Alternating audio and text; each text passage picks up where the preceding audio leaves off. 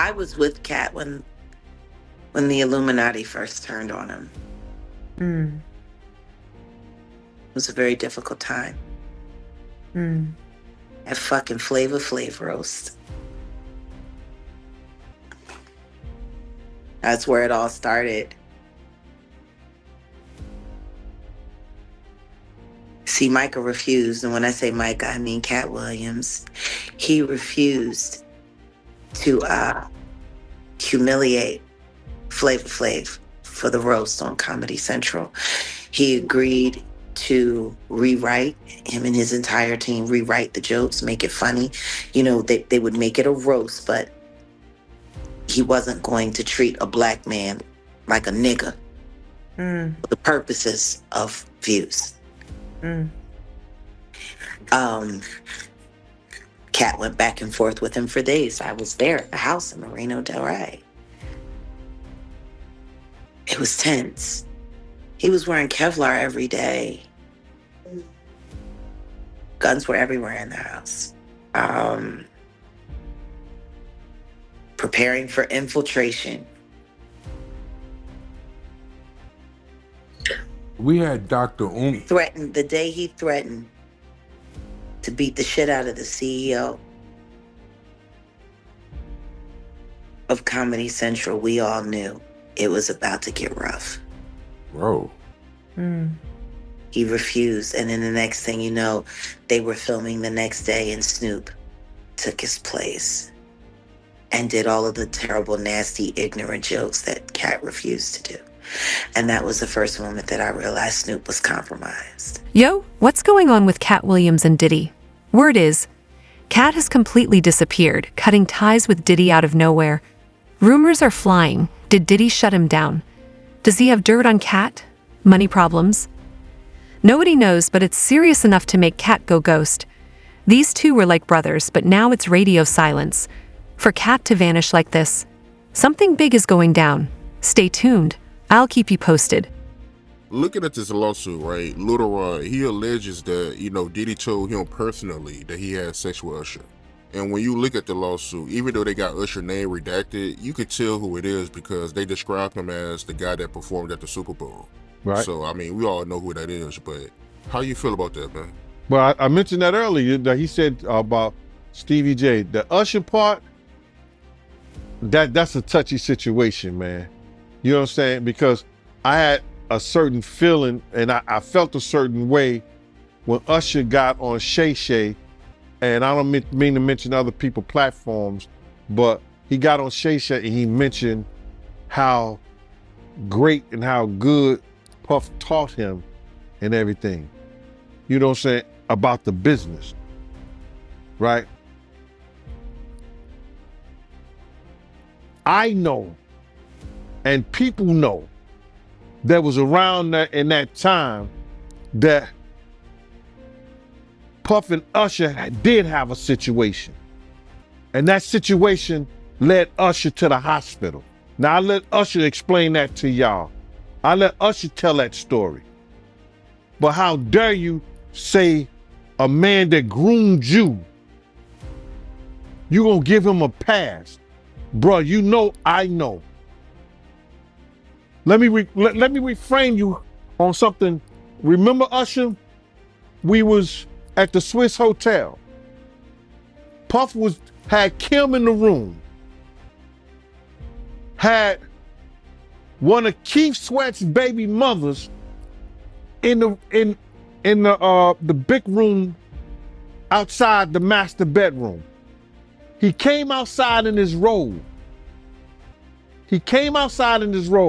She gave him a fellatio right there. His back was turned to me. She gave him a fellatio. You knocked on the door. I came and opened the door for you. Puff went in the room. You came in the room and kissed that girl dead in her mouth. Now I'm telling that because you taking up for somebody that you know and a lot of more people know didn't do you right when you was at Diddy camp.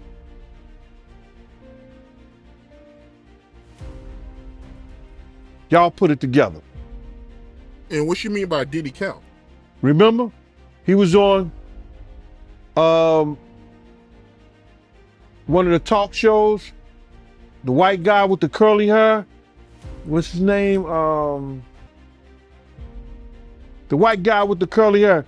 And he said, yo, would you send your son to Diddy camp? And Usher said, no. Ask him why he won't send him to Diddy camp. But yet and still you praise him. Damn, man, and you said that, I know you can't go into detail, but you said that it was a situation where Diddy sent him to the hospital? Let Usher explain that to you. Let Usher mama explain that to you. And the hospital was in Scarsdale, New York. Katt Williams' drama with Diddy could hit hard both personally and professionally. In Hollywood, reputation is everything, and with people already calling Katt unreliable, this could cost him work. Add his past controversies and it's just more fuel to the fire. But it's deeper than career. Falling out with someone you trust is tough. If Katt's really gone ghost, it's a sign he's not in a good place. Fans, friends, and family are worried, while the industry's scrambling to figure out what's next. Whatever's going on, the fallout could be massive. Everybody knew that Puff took Tupac blueprint and changed Biggs and Bad Boy in image.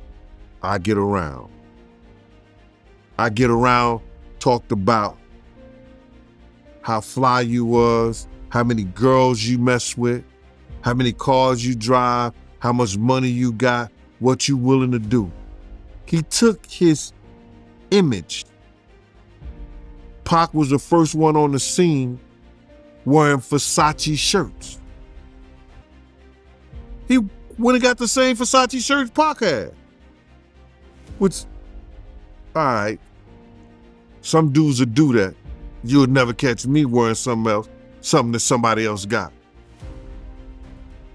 He was knocking down all the women that he thought Pac was knocking down. And what I mean is having sex with. Why would you want to have sex with women you know for sure a dude that was once cool with you was dealing with? That's that image. Because you got to realize, bruh, Puff and Pac was cool at one time. We know this.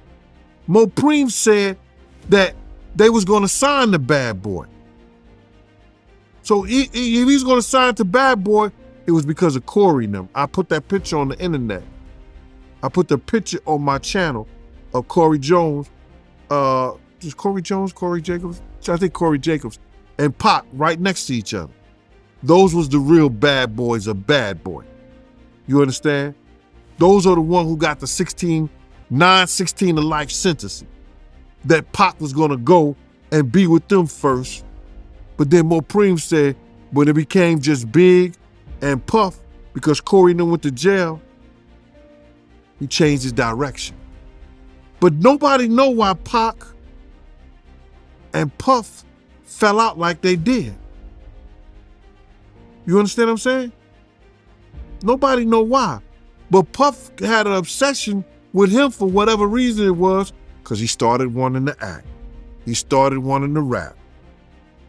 He had an obsession so bad that at his Grammy Award winning speech, he used the same speech that Pac used. That shit is crazy. Katt Williams is a survivor. He's been through tough times before and come out stronger. But this Diddy drama might be his wake-up call.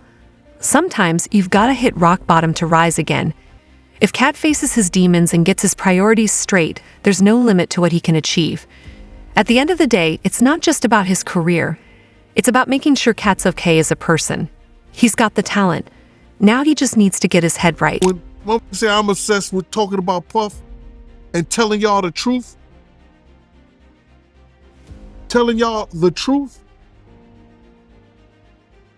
who's obsessed with who?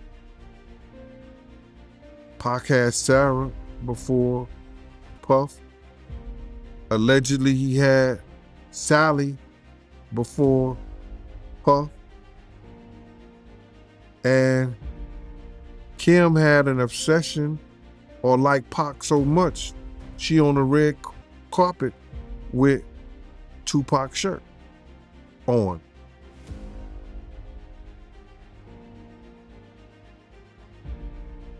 Who's obsessed with who? So you believe Diddy, he only got with Sarah Chapman because Pac, he had her at one point. And it was a bet in the office. Sarah was messing with an NBA basketball player. Puff bet all the niggas didn't believe that he could get it within 2 weeks. $100. So she actually was a $100 bet that he got. And who was the NBA player? I think it was Gary Payton, allegedly. That's what he said. Somebody said, she messed with Gary Payton? I bet you I get it. I bet you I have it within 2 weeks. Me and him and Sarah went to this party in Chicago that he was hosting with the Streets Entertainment. And we went to the store called Cranberry and I forgot Cranberry, and it's one of those stores like you get fragrance and you get candles, colognes and stuff like that. It's called Cranberry and something. And from that point on, you had her. But you gotta realize, Misa and Kim was friends. Misa and Kim was friends. He started dealing with Kim over Misa. Kim and Sarah was friends. I mean, hand to hand, pots and pans. They was close. They all used to, Sarah, Kim, and this other girl, I think she was from Atlanta. What's her name?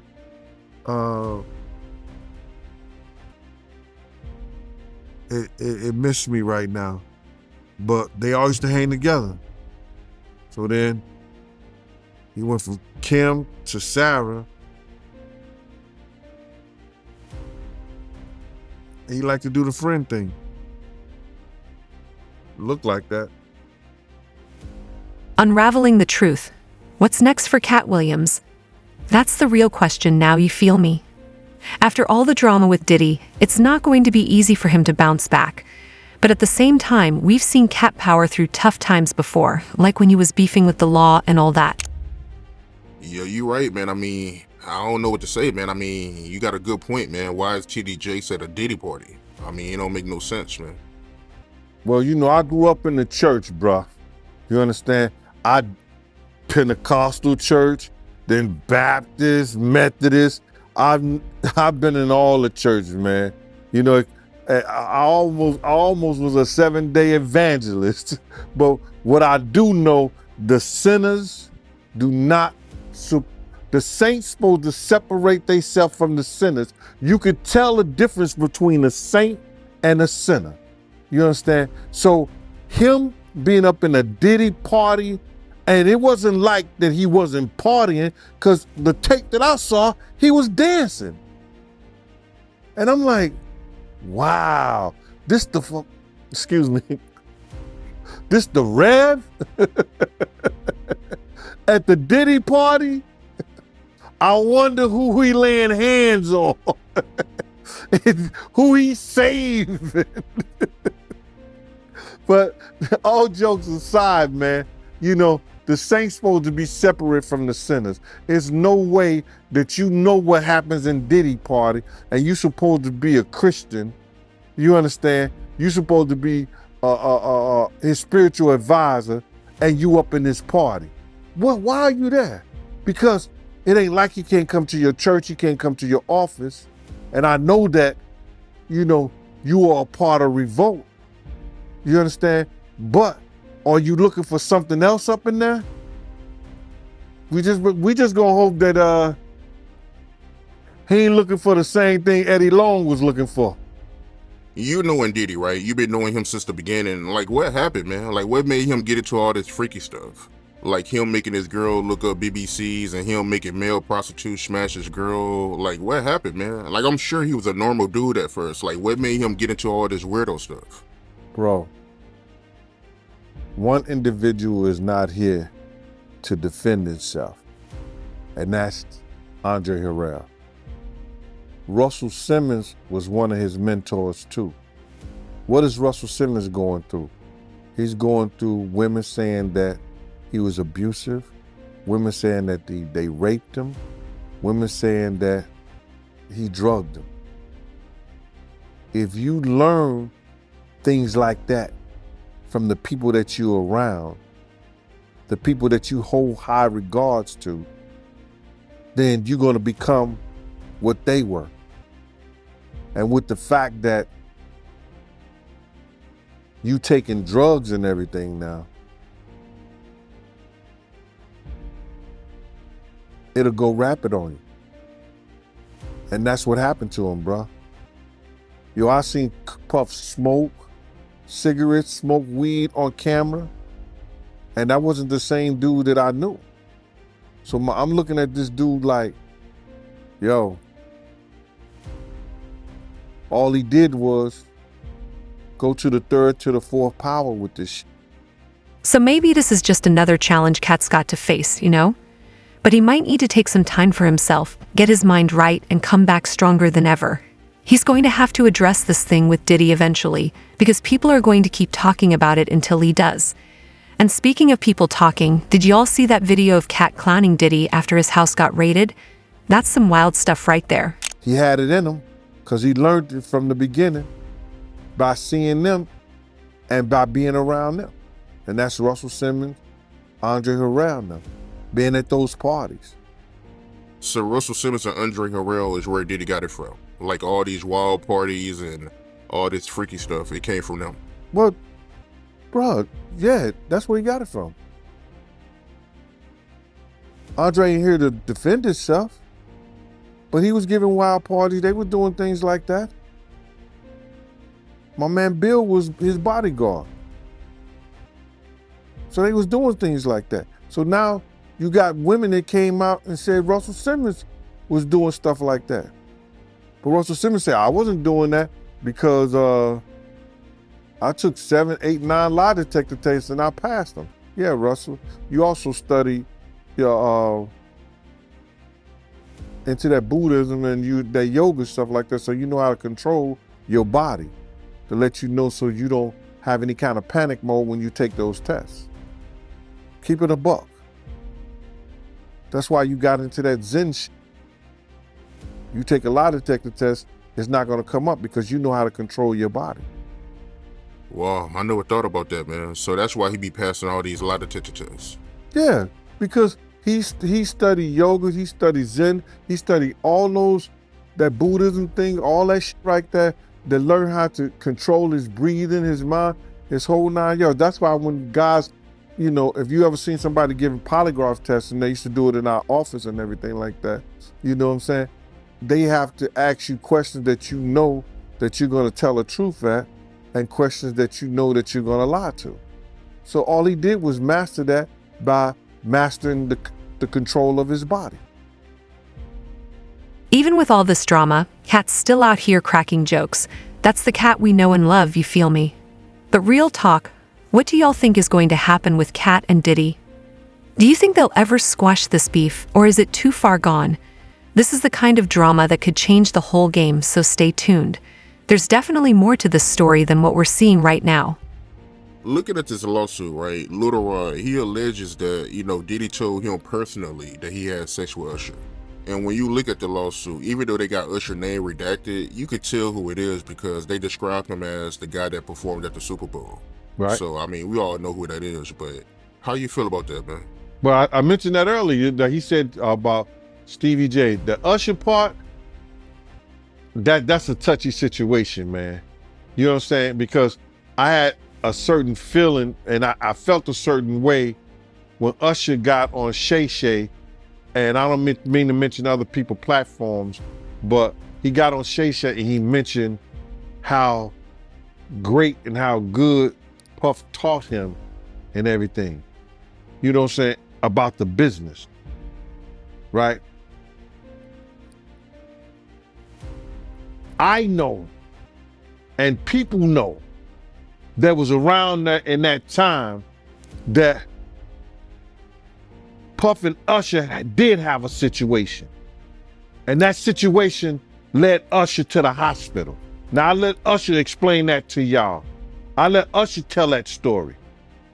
But how dare you say a man that groomed you, you gonna give him a pass? Bruh, you know I know. Let me reframe you on something. Remember Usher? We was at the Swiss Hotel. Puff had Kim in the room. Had one of Keith Sweat's baby mothers in the big room outside the master bedroom. He came outside in his robe. He came outside in his robe. She gave him a fellatio right there. His back was turned to me. She gave him a fellatio. You knocked on the door. I came and opened the door for you. Puff went in the room. You came in the room and kissed that girl dead in her mouth. Now I'm telling that because you taking up for somebody that you know and a lot of more people know didn't do you right when you was at Diddy camp.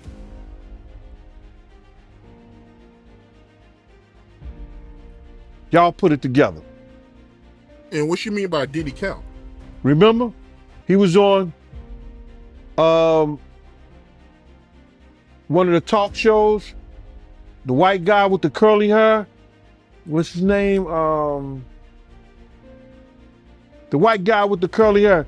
And he said, yo, would you send your son to Diddy camp? And Usher said, no. Ask him why he won't send him to Diddy camp. But yet and still you praise him. Damn, man, and you said that, I know you can't go into detail, but you said that it was a situation where Diddy sent him to the hospital? Let Usher explain that to you. Let Usher mama explain that to you. And the hospital was in Scarsdale, New York.